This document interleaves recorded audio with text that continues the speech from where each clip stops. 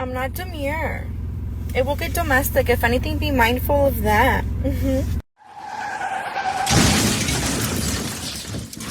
It's just a DV waiting to happen. Baby, tonight's the night I let you know.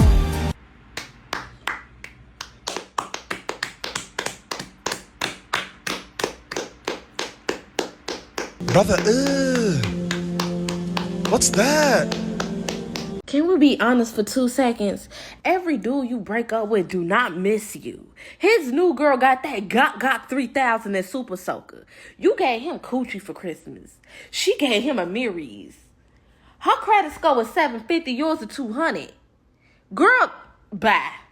Here's a question. So if you were about to be dropped off on a desert island, what are 3 things that you would take with you? To the twins. I made my last alimony payment this month.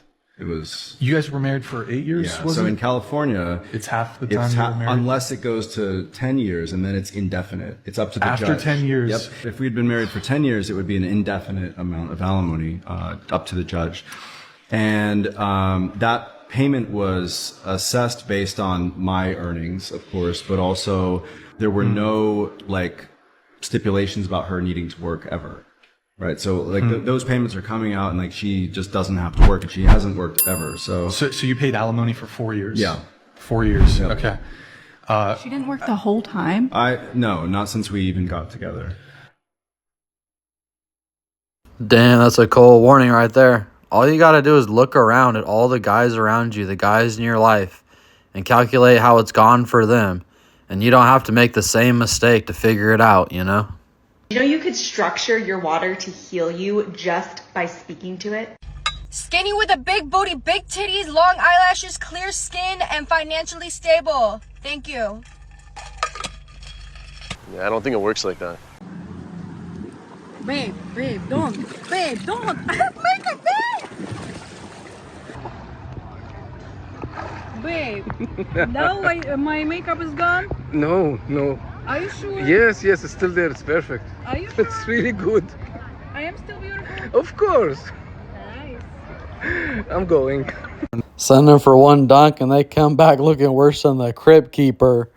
Watch out. I am only attracted to wealthy, generous men who provide for me. That's all I've ever dated in my entire life. It's all I ever would. I'd rather be single than split bills. What are you bringing to the table besides your body to these men who are taking care of you? You'd have to ask them.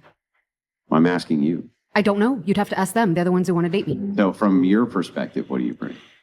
Me.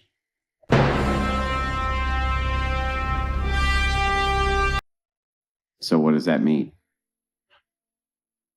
I mean, you'd have to ask someone who loves me why they love me. I'm not a mind reader. No, I'm not asking you to be a mind reader. I'm just asking, you are on the other end of this relationship. I assume you know what you bring to the table of the relationship, right? Somebody loves me, and I love them, then I keep dating them. I don't really worry about the why. So you don't know what you bring to the table? I don't really give it that much consideration. Essentially, you're just giving them sex, and in exchange, they're giving you money, and that's it? Hopefully not. Well, then what else is there? I don't know. You'd have to ask them. Yup, you go, girl. You know your worth. Alright, guys, we have the Patreon. Please support the channel and come join us. I post different links about books, about mindset and business and educational things that are helpful. We also have a chat.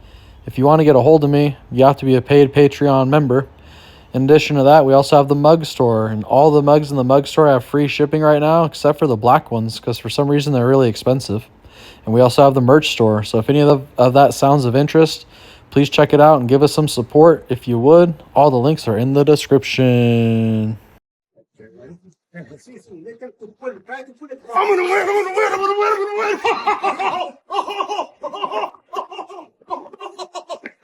I thought I actually gonna win. Oh, I'm not win.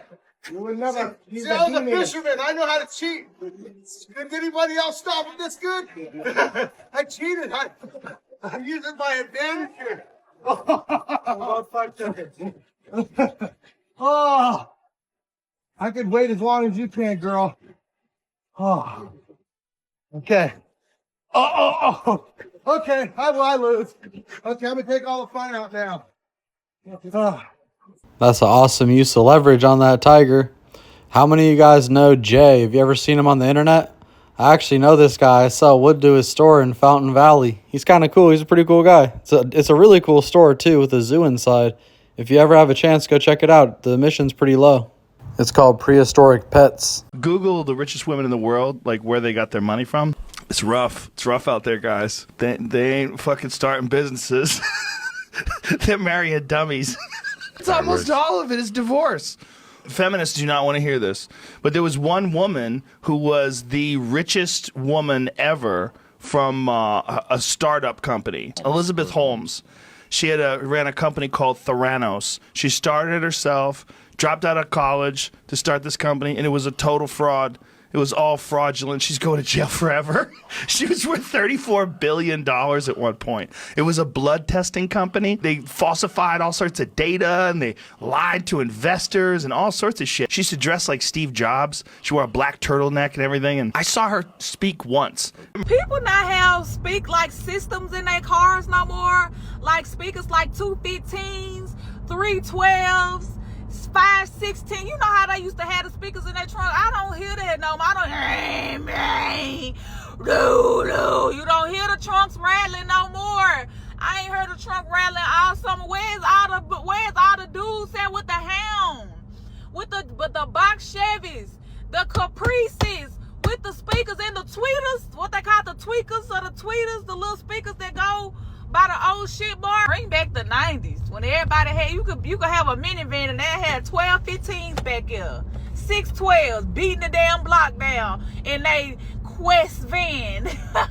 Y'all remember the radios that used to slide, the little screen that used to slide out and flip up? Baby, you couldn't tell. I had one of them in my Impala, baby. A 05 Impala. You couldn't tell me nothing, baby. I felt like I was selling drugs, like I was the dope man, okay? I used to want a system so bad, but I couldn't afford it. Man, I really come from that time. We used to put subs in everything we could. My friend owned the stereo store, so we'd make custom boxes, and one of our friends named Cliff was hella good at it. He was like a nerdy guy, but this fool could really hash out exactly how to make the box work perfect. We ended up putting some bandpass boxes in the back of Acuras or like hatchback cars, and it slapped so crazy. One time I had an RX-7 87 convertible with the smallest trunk, and we had made a box for a 15, and it was like a triangle, and you had to put it in, and then you had to put the speaker in and then screw it in. And the last screw in the back, you had to use like an angle screwdriver to get it in. It was ridiculous. This thing hella hit. What did you guys have back in the day? I want to hear some wild stereo stories in the comments. I'm in the river. I drink the iced coffee. I piss it back out into the river. That's beautiful. Nasty bitch. Bro, if you cut off women and alcohol for 3 months straight and you picked one business model that you did every single day and you had a morning routine and a night routine and that you stuck to every day and you went to bed at the same time, woke up at the same time, and every morning you had a work routine and you basically had a specific routine to induce flow state, which basically just means turning off your phone, putting it in another room, picking a YouTube playlist, putting on headphones, getting water, getting coffee, and you did deep work for 34 hours every day, it's very difficult for the universe not to give you what you want. It's very hard to be stopped if you just do those few things. All right, this guy's very correct. You know, this time of year, September going into winter, I really start to get back into grind mode hardcore because I've been out at the beach fucking around so much I don't even want to do it anymore. But man, when I come home and turn off all the distractions and turn on a playlist, like, you know, a little jazz or something like that, hit with the coffee and the water, he's so on. I come home after work, that's my exact situation, and it gets all those secondary big projects knocked out. It's how I started this channel, straight up. This one guy boofed a Carolina Reaper. He was walking around with a sign that said, "We'll do anything for $10." And then, well, we threw him $10, $10, $10, $10. Dude probably made about $100 to boof a Carolina Reaper. And then after that, he ate it. And then had to go down to Med Tent after that.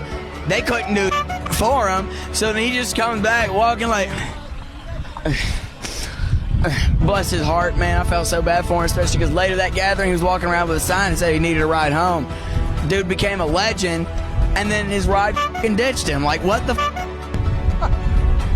Would you ever boof anything at the gathering? That's how I got my name Cricket. I boofed a cricket my first gathering. Damn, what's up with these jungleos, gigolos, whatever they are, man? Y'all gathering up? What the fuck y'all doing out there? This is not true, is it? I want a big old truck just for the fact that when I turn it on, everybody will hear it go.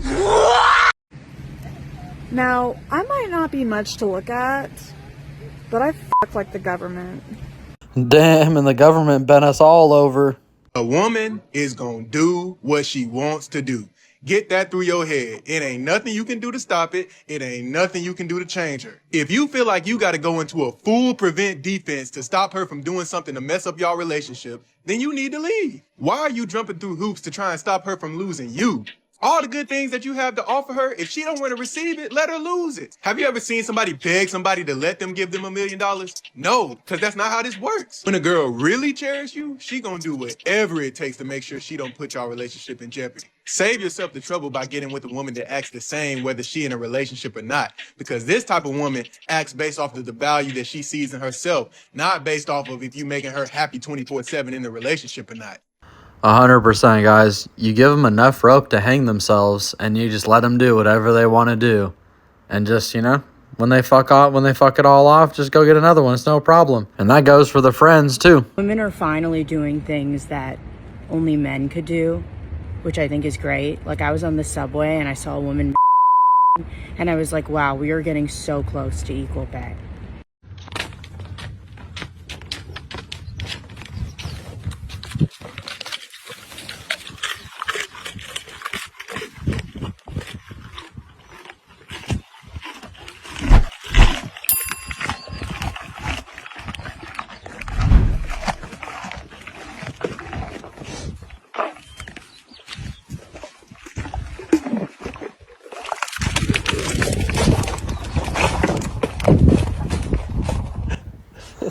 Why are they gonna do that to him? He can't see it or what? That's messed up. So I want to talk about why men of this generation are scared of women. Should I tell her, guys? Okay, I'll tell you. With all due respect, young lady, men don't fear women at all. In fact, probably the issue is women don't fear men or respect men at all these days. Your generation offers 1/10 of what our mothers provided. Barely cook, clean, aren't integral, dressed up for other men not your own, looking for constant attention on social media, offering very little to the relationship and expecting so much to be done for you. You want a man over 6 feet, high-value man. You haven't the slightest clue how to earn a high-value man. Further, most of you were not raised with a traditionally masculine father. You don't know how to treat men. We're not scared. We're just tired of what you don't bring to the table. And you're gonna have to fix it, girls. I'm sorry. All right, y'all. Let's see what I got for you today.